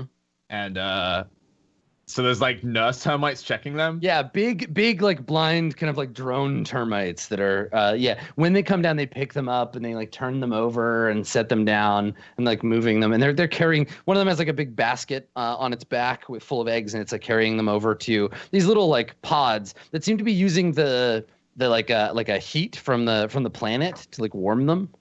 Right. Did Rex puts on like his best worst like termite man impression. Okay. And then like, what? I seem to be lost. Do you know which way I get out? We're looking for an intruder. And he like looks at Maurice occasionally and like gives him a thumbs up. Make a clever roll. I'm gonna say let's say difficulty 3. I got to. So he turns the thing turns turns to look at you, and these ones they're built for hard labor, right? Essentially for repeated hard labor. They're not smart, and it turns and you say that like, oh, you found a prisoner, and the penguin where he's like, yes, but we have we've very dangerous prisoner. What are we to do? And because he gives you a +1, you get the 3 you needed. And Amazing. He's big just stupid, a French termite. Yeah, the big stupid like nurse termite points, and you can see in the distance along one of the along one of the sort of like egg corridors, there's a way out. There's an opening, and it just points with its claw that way. And Maurice looks at you and he's like, I think it worked. Let's go. All right, yeah. He grabs Maurice up like a football and starts running for the corridor. Rex, allons-y, and you like run. You run off, and and so you get out of the lower area and out into the tunnels, and up above. The group of you are approaching what looks like at first it just looked like a series of sort of small hills, but then you realize they're actually domes, and that they're obfuscated by like a mirage. There's a faint sort of heat wavering above them, and Leviatha says, "I guess that's it. The scans just showed that those lead down underground. The power signature here is stronger than anywhere else on the planet." Wait, the command center is underground? She nods. She says, "I think so. I think." And then she makes that face like, "Nah, it's stupid. Never mind." What? She looks at Basil like Basil's just gonna make fun of me if I'm wrong. I'm not used to this. I'm not used to this self-conscious Leviathan. Yeah, y'all are fucking her up real good. Okay, so we're like next to these hills, like you're approaching them, yeah. Are they? How big are they? Are they like molehills or bigger? They're like yurt size. There's maybe 4 of them. Okay. They're at a pretty significant distance. So what are these hills then? Are they like ways to? Do you think that they're the tops of tunnels or? She nods and she says, I'm certain that's the way in. Okay, let's start digging, I guess. She says, well, I mean, I'm sure there's like a proper way in. People had to get in and out of this, whatever it is. Nobody's been here forever though, right? So like. She shrugs. I mean, I'm sure it has some sort of custodian, something to keep it from caving in, right? There's a faint like rumbling. You just feel this like underground, and she like kind of looks nervously down, and then looks at Luna like, "You're a scientist. What was that?" Well, where's the entrance? She points, and you can see like it's just the little like mounds off in the distance. I look at Twinkle, the ship. Mm-hmm. And I say, it's kind of like doing that thing that pets do on hot sand, where it's like trying not to stand in one place for too long and kind of oh, like and you look at it and it's just like. Brrr.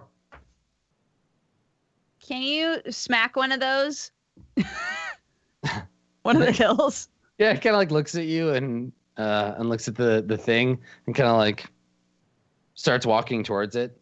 So it'll take you a minute to get there. It's still a little bit in the distance. Okay. But yeah, it seems like it sets furrows its little brow and is like, and like kind of starts walking towards it at a slightly more aggressive pace. Okay, I try to jog to like keep pace with him so that I can gesture, like do this, but with your hands. Okay. All right. So you're heading that direction towards the haze. Meanwhile, Rex, we cut back to you and your penguin companion are running down a hallway You're pretty sure you're headed for the exit, but there are termites on your tail. There's like, a dozen or more of them chasing you with their spears, shouting and chasing after you. You're in the home stretch, though. You can see a stairwell that you think leads upstairs and out. You can feel heat. But as you get there, you realize that it's like as you get there, you realize it's barred or blocked. There's something covering this entrance before you get outside. But the termites are right behind you. What are you gonna do? You're running with a penguin under your. I'm running with a penguin. Not even running with a penguin, but now Rex, with his penguin in his left arm, he drops the right shoulder. You're just gonna plow through it. All right, he's just going in. Make a force roll. This is it.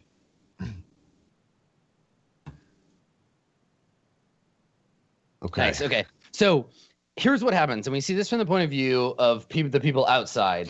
So Artemis, Luna, Basil, the group of you are moving across the desert towards these mounds. When all of a sudden the earth blows open and rock and dirt fly up as though tossed by a sudden explosion from below. Two figures tumble out onto the sand, immediately followed by a group of pale insectoid creatures armed with spears, and they scatter out onto the sand, and you see the figure that bursts forth roll onto its back, and you see that it is Rex, and he is shirtless, and he is clutching a penguin to his chest, and there are a bunch of termite men that are chasing him. Rex, when your vision adjusts to the light, you see your friends, and you see an enormous, horrible creature nearby. What does everybody do? I immediately just like facepalm. I'm like, does he ever keep his clothes on? Basil walks away. He's like, nope. Nope. It just gets more disgusting. No. And just turns around and walks the other direction. So everyone is going to be within a moment attacked, like swarmed by these termite hobbits. So you're going to just be like, nope, I'm out. Luna. Basil is leaving. He's like, nope. I call Luna, or not Luna. I am Luna. I call out for Artemis and I point to Rex. Okay, Artemis. I've got my knife out already. Nice. I just point to Rex, and then I nope, because whatever he's running from shirtless with a penguin, I don't want any part of it. Okay. Yeah, and when we see you, Artemis, we see you draw your knife. Leviatha is right next to you already with her baton, and it's like crackling with red lightning. And the termite men like fall on you. So what's everyone gonna do? You're all being attacked. If you want to try to escape and like not be part of the fight, you can tell me how you do that. If you want to fight back, let me know how that happens. I really think we should get our ship out of here, if you know what I mean. Yeah, I think I like run up and try to like get in front of or next to Rex. And I'm like, Rex, you gotta climb into his mouth. What do you mean climb into his mouth? It's a ship. You've got to climb into its mouth. It's a ship. Does it fight? Well, yes. Hey, you've got butt lasers, right? I like yell at it in Mingasi. It looks at you like, say what?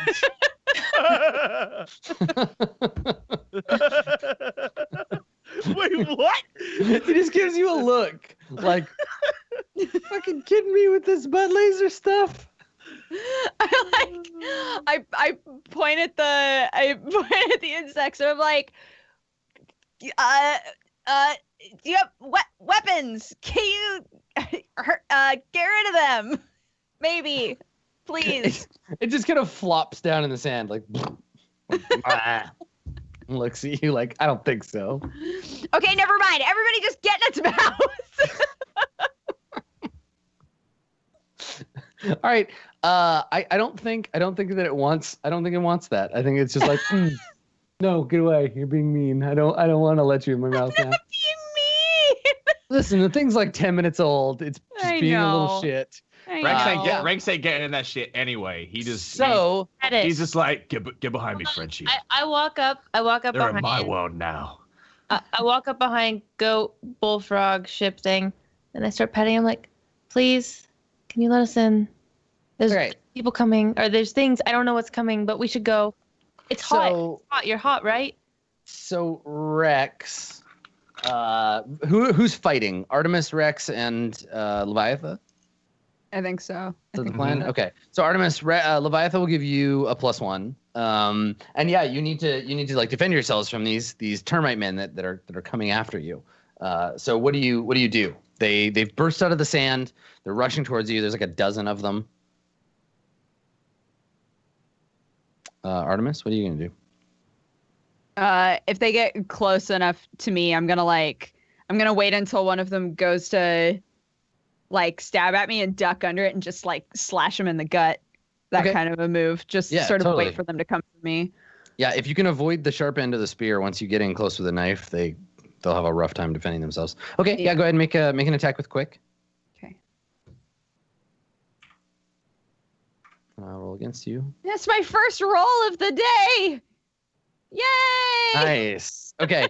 Yeah. So your blade finds purchase in the shell of the nearest one, punching a hole in it and spilling its guts out onto the sand. Leviathan pulls it away from you and throws it in the sand as more rush towards you. Rex, what are you doing? You said you push the penguin behind you. Yeah, I'm like, get behind me, Frenchie. Yeah, and he says, We're in my world now. much obliged. If I had a pistol, I would help, but flippers. And you shove him behind you. And go ahead. What are you gonna do? I'm just Punching? yeah, just Nice. going in there, swinging, All right, do it. rolling.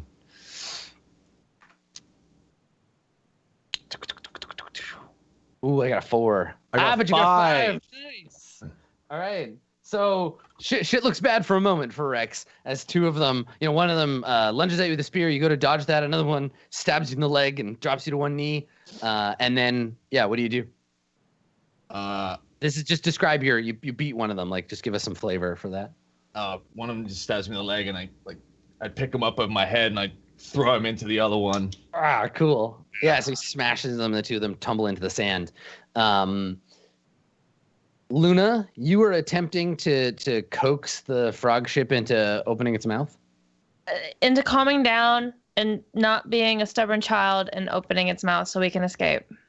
Okay. Or it either attacks or we can escape, or at least it's calmed You down. gotta pick one. Okay. So okay. what do you want it to do? I want it to kill. Okay. That fucking look on your face. Yeah. I want it to, I see them come out and I'm like, no. Listen. These things are about to come up here and attack your little Mingasi princess or your highness or whatever. You need to protect her. It's your duty. It's hot. We need to go. But first, let's make sure we get everybody inside of you. This is a strange and unusual world we live in. Okay, great. So let's have you make a roll. I think you're trying to be. I think it's clever. It's quick thinking. You're trying to find ways to goad it into doing what you want. Yeah. Yeah. Just to I think it. it doesn't trust you, doesn't like you, doesn't know you. Let's say difficulty 5. Goad it into action. All right, you get a 2. Okay. I don't know what kind of attack it has, but fudge. I could reroll or spend 2 points, right? Yeah, it's difficulty 5, so yeah, you'd have to spend 2 of those. Now you have applied chemistry and you have super puberty observation protocol. If you think you can work either of those in. Okay, wait. This frog is obviously going through puberty, just like Artemis. I'm going to use that. I'm just saying. It was just born. It's just born. a baby. No, they probably grow up way faster. He's already flown once. He's good, man. He's in the teen years now. He's throwing a fit, a temper tantrum. I really hope that while playing this game, you pull a muscle, Pokket, because that shit is a stretch. I'm not the first person to make a stretch here, okay? God, this observation thing is specifically about Artemis, not about the frog creature. Yeah, I don't. But I feel like it's connected to Artemis. Like it really likes Artemis. You rolled the wrong stat there, champ. Careful. You actually get you already have a +2 to that because you're supposed to roll clever. Oh, so that is better. You got a 4, so you only need to spend one thing. Okay, well, I want to kill everyone. The ends justify the means. If we kill everyone, we can get out of here safer and maybe go investigate downstairs first. Right. So that absolutely makes sense because, yes, the absolute wrong thing to do here is to turn this ship into a weapon and make it kill a bunch of people. But but you don't care because you're a monster. We have reasons for being here. Okay, I'm not a monster. I just want to, Okay. So you're trying to convince this little space baby that it should use its engines to roast these dudes? Twinkle should murder them all. Okay. All right. So I think it's convinced. So it doesn't know that it's a weapon, right? It has like these engine things that let it fly, and it likes flying. It was born to do that. That's what it's for. So I think what happens is that you're like, you gotta use your jets, buddy. You gotta like do the little thing, and it like kind of looks at you and like looks around, looks over at Artemis. Artemis is fighting, and it turns and it kind of aims its back end towards some of these termites, and it heats up, and there's a blast of light and heat, and creates a channel of basically glassified sand. The sand just like turns to black glass, blowing away a bunch of these termites. And when your vision clears, there's just like a trail of smoke in the air, and Twinkle has flown off in some random direction as a result. So you just see him like disappearing over the horizon. Basil, what are you doing? Basil was hit by Twinkle as he flew off in the other direction and is now flying through the air on the front of a giant ass space monster. Oh, I see. So he just goes. You got hit and picked up. I'm not. Yeah. Okay, I think that's reasonable. So you're like one of the tentacles caught you as you got pulled up, and so you're just flying along. Oh yeah, I'm just gone now. I'm gone now. Okay, great. That sounds good. Okay, so Rex, Artemis, and Leviatha, the three of you managed to clear the rest of the termites. You finish them off, punch them and kill them and what have you, and their bodies are laying scattered in the sand. But it's only a matter of time before more of them show up.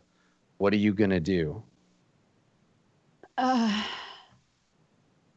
I guess we should use all of the dust that's in the air to just run in that direction. Like, which way? It's in the direction of the frog and the robot. Yeah. And so here's is there any kind of like oasis or like here's the thing nearby? The buildings you were headed towards. Say they're this green X, and then you're right here. You're the pink X. And Basil and Twinkle have gone this way. Okay. And all the termite town is like underneath you here. So you could go that way and run after your spaceship that just flew off, or you could run this way and go hide in those buildings that I told you about before, the little yurt things. Or you could just like stand around here until the termite guys come and kill you.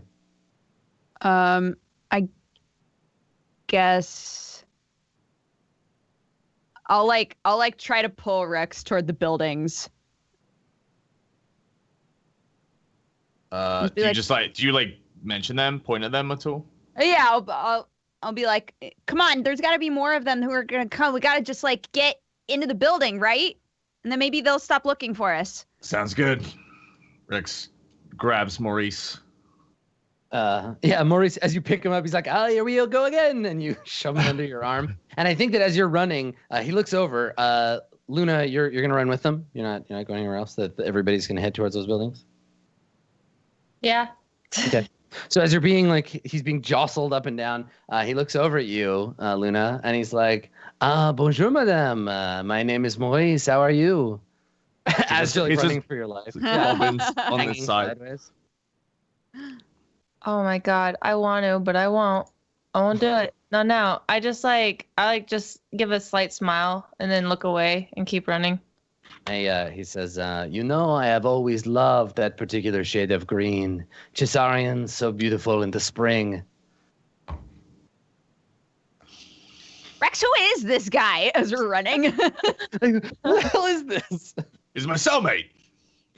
Of course he is. He says, yes, Rex and myself, we go way back. We met a long time ago, down deep underground. It's a story of intrigue and heroism and a little bit sexy. Maybe not for young ears.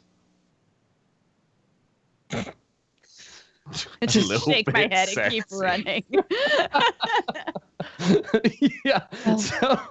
So you get to you get to these yurts, these domes. And he I think Maurice is the one that says this. He's like, wait, I recognize this place. Yes, this is the command center. The controls for the engine. Yes, this is where we want to be. All right, Maurice, where are we going? He says, well, obviously I never made it inside. My crew all died, so in there, I guess. All right, good talk. Anyone else know where we're going? I'll go to whatever looks like a door, I guess. Yeah, totally. There are these kind of these squat sandstone buildings, and one of them has a door, has a circular door on the front of it. The door is shut, obviously. I'll run up and be like, scan me. Just So scan me.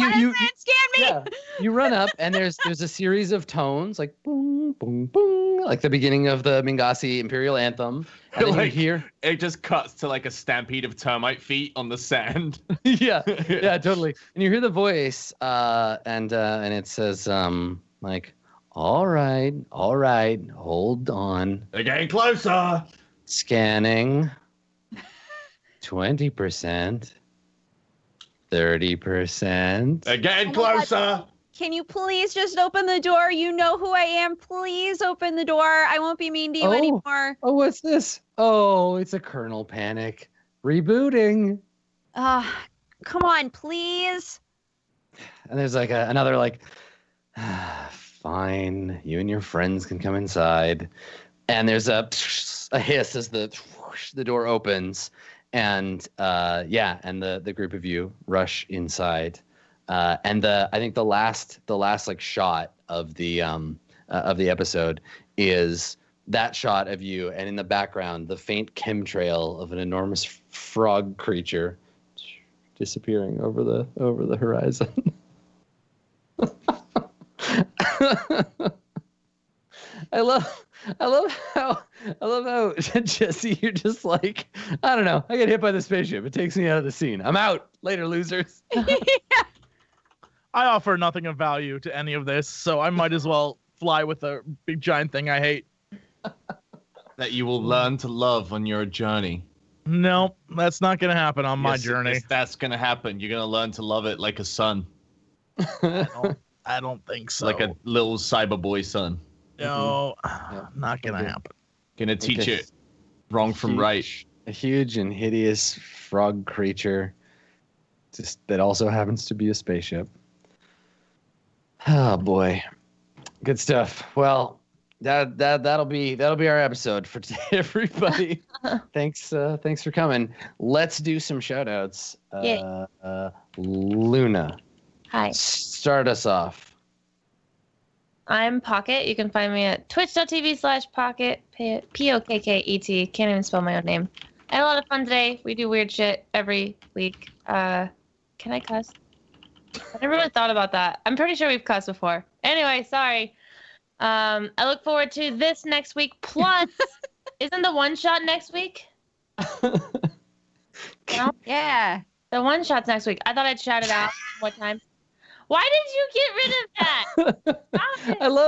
I love how so like on the one hand, like you're you, right? And you do the things in the games that you do, and you are Pocket. And then all of a sudden we're in the shadows. You're like, wait, can I swear? And I'm like, have you met yourself? Have you seen Pocket the meet things? Pocket. Yeah, I have you know seen how the much I things you swear do? on this show. I know that Sam can't help but swear.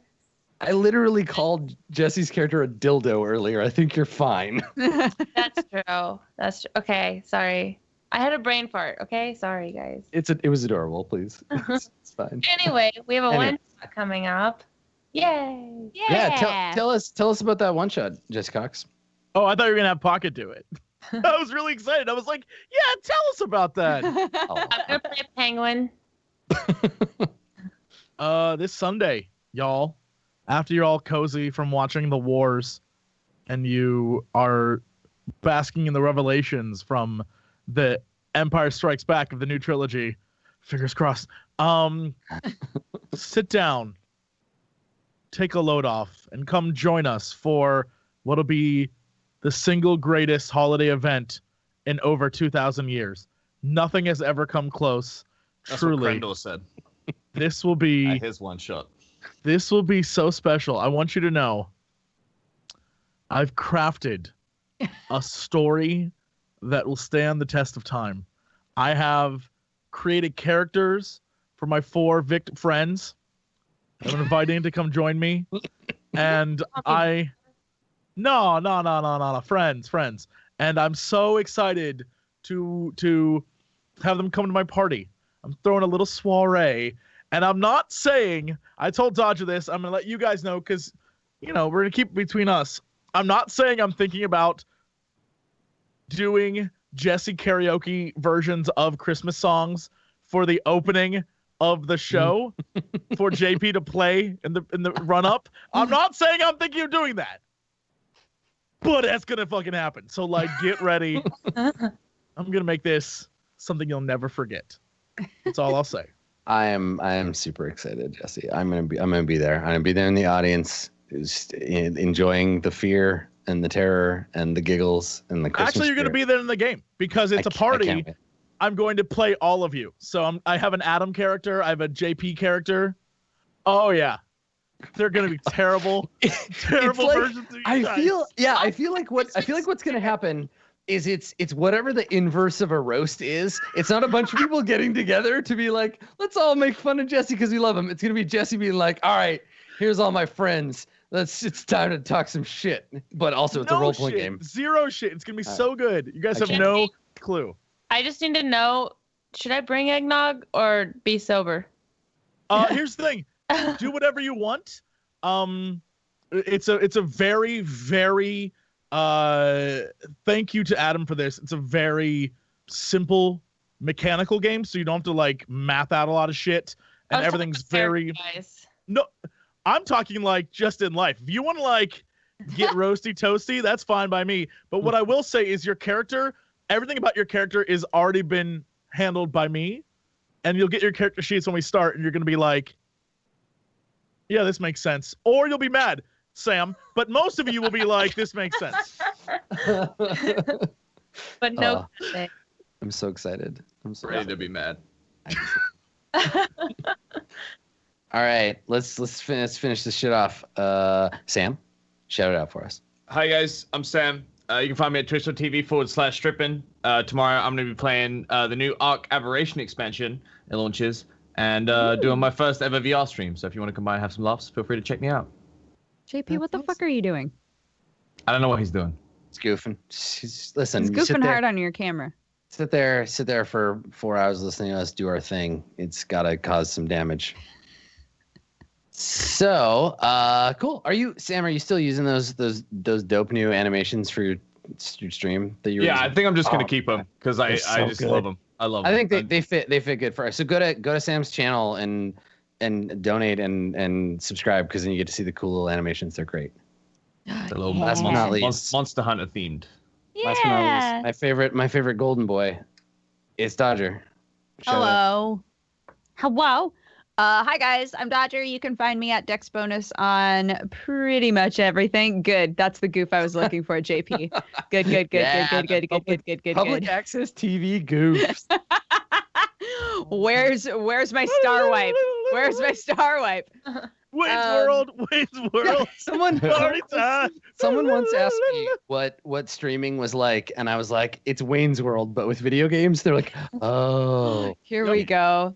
Yeah, this is a good She's look for in me. the eye of the beholder. How do you have all of the what? You have the best technology. I'm not Holy questioning crap. it. I'm not questioning it. I've This is some never Illuminati looked shit better. right now. Yeah, this show's amazing. If this is your first time watching it, you should go back and catch up so that you've got all the deets. Because Adam's a fantastic DM, and Jesse and Sam and Pokket have been amazing space bros. So season 1 is great. Season 2 has also been great. And tune in on Mondays and join us for the next episodes too. Yeah. Oh, cool. Thank you. Thanks for coming, everybody. Special I got my wipe. Sorry. special shout outs to JP for being the wiper. Nice job, buddy. We'll be back, I believe, next week. We'll let you know. Keep an eye on the Twitter. You can find me on Twitter at Skinny Ghost or at twitch.tv/Adam Koebel. I am making content, talking about role-playing games. You know what I'm about. You will find me right here tomorrow for the continuing excitement that is Court of Swords. I hope you've been watching it. Court of Swords has been kick-ass lately. And if you need to get in and watch that show and you're like, but it's like 50 episodes, Adam, don't worry about it. This last arc has been dope. So just go back to the beginning of where Zeke started a few episodes ago. Tune the fuck in. I'm really proud of it. I will see you then for Court of Swords. And then again in the future for other roleplay stuff. That's it for us. We're going to go record the Patreon video. We will see you next time. I am dying. Bye, for everybody. piss. Bye-bye.